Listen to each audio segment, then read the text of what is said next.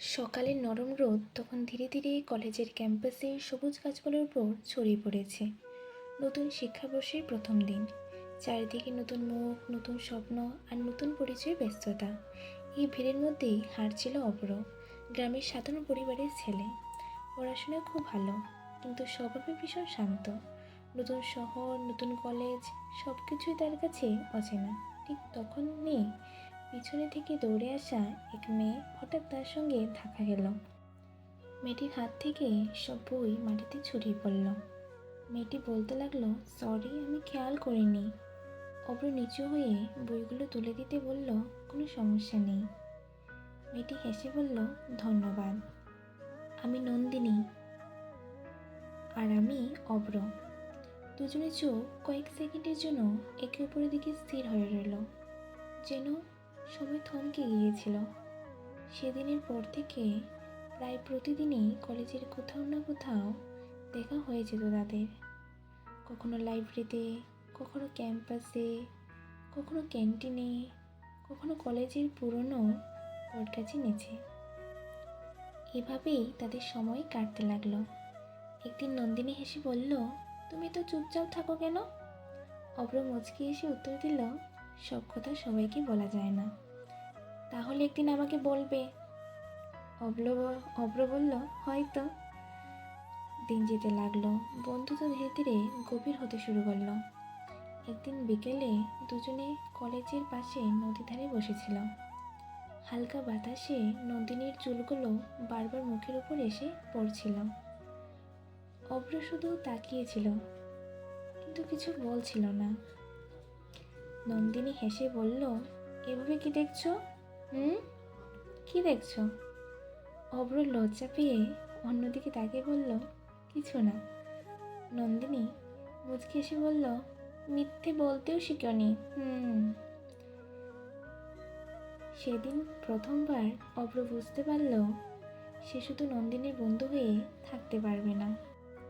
অন্যদিকে নন্দিনীও মনেও ধীরে ধীরে অব্রের জন্য কোনো রকম অনুভূতির জন্ম নিতে শুরু করেছে। কিন্তু ভাগ্য যেন চুপচাপ তাদের গল্প দেখছিল। কলেজেরই এক প্রভাবশালী ছাত্র ঋত্বিক অনেকদিন ধরেই নন্দিনীকে পছন্দ করত। অব্র আর নন্দিনীর বন্ধুত্ব দেখে তার একদমই সহ্য হচ্ছিল না। একদিন দূর থেকে দুজনকে একসঙ্গে হাসতে দেখে ঋত্বিক নিজের মনে বলল, অব্র, তুমি জানো না, এই খেলায় শেষ হাসিটা আমি হাসব।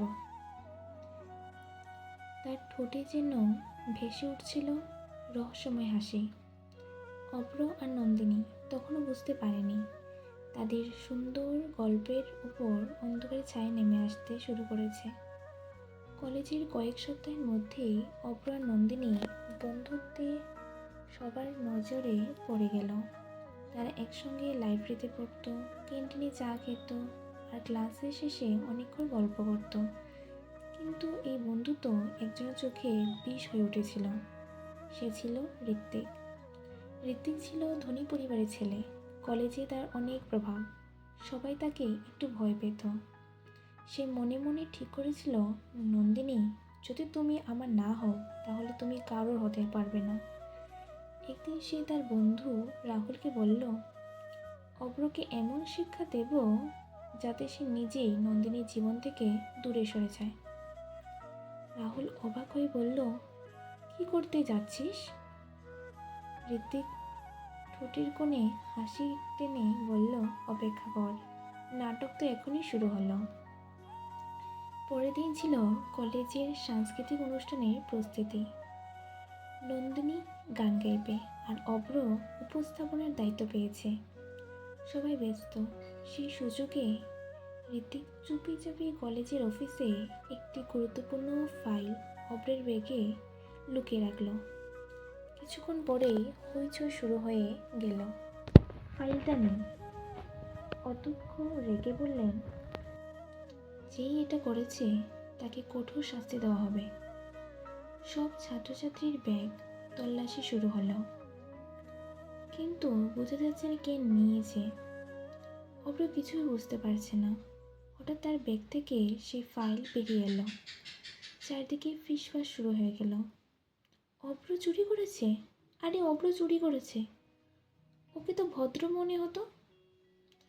অভ্র হতভম্ব হয়ে গেল। স্যার, আমি সত্যি কিছু করিনি, কেউ আমাকে ফাঁসিয়েছে স্যার, আমি সত্যি বলছি। কিন্তু কোনো প্রমাণ ছিল না। নন্দিনীও স্তম্ভ হয়ে দাঁড়িয়ে রইল। সে অভ্রকে বিশ্বাস করতে চাইছিল, কিন্তু পরিস্থিতি তার বিপক্ষে ছিল। ঋতিক ভান করে সামনে এসে বলল, স্যার, হয়তো অভ্র ভুল করেছে, ওকে আরেকটা সুযোগ দেওয়া উচিত। তার মুখে সহানুভূতির অভিনয় ছিল, কিন্তু চোখে ছিল জয়ের আনন্দ।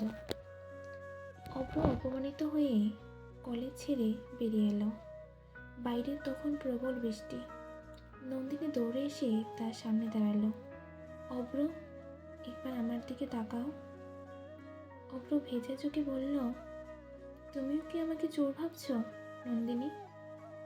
নন্দিনীর গলা কেঁপে উঠল। না অভ্র, কিন্তু আমি কিছুই বুঝতে পারছি না। অভ্র ধীরে বলল, যেদিন সত্যিটা জানবে সেদিন বুঝতে পারবে, তখন অনেক দেরি হয়ে যাবে নন্দিনী। এই কথা বলেই সে বৃষ্টির মধ্যে হাঁটতে শুরু করলো। নন্দিনী দাঁড়িয়ে রইল। তার মনে একটাই প্রশ্ন ঘুরপাক খেতে লাগলো, অভ্র কি সত্যি নির্দোষ, নাকি সে এমন এক সত্য লুকিয়ে রেখেছে কেউ জানে না। ঠিক তখনই দূরে দাঁড়িয়ে থাকা ঋত্বিক মোবাইলে কারোর সাথে কথা বলতে লাগলো। ঋত্বিক বলল, প্রথম ধাপ সফল, এমন কিছু করতে হবে যাতে নন্দিনী নিজেই অভ্রকে ঘৃণা করতে শুরু করে। তার কথা শুনে অন্ধকারে দাঁড়িয়ে থাকা আরেকটি অচেনা মানুষ রহস্যময়ভাবে হেসে উঠল। নন্দিনীর মনে কিছু সন্দেহ লাগলো। প্রিয় দর্শক, এই ধরনের গল্প যদি ভালো লাগে প্লিজ আমাকে কমেন্ট করে দিও, আর আমার ভিডিও যদি ভালো লাগে প্লিজ লাইক, কমেন্ট, শেয়ার করে দিও। ধন্যবাদ।